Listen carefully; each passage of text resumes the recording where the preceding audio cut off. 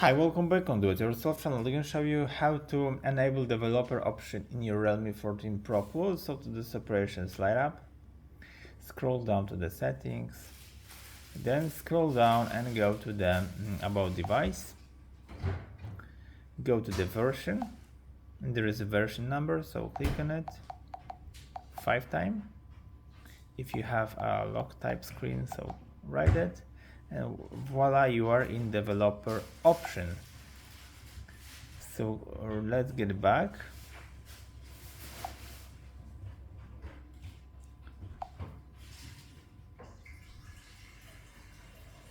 And let's search for the developer option. It should be somewhere right here.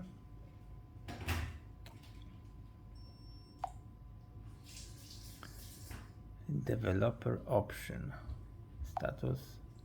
Yeah,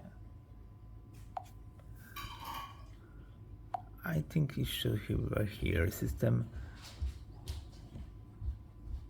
Yes, developer option. Yes, here. Yes. Anyway, in this case, you are in developer option. It's enabled.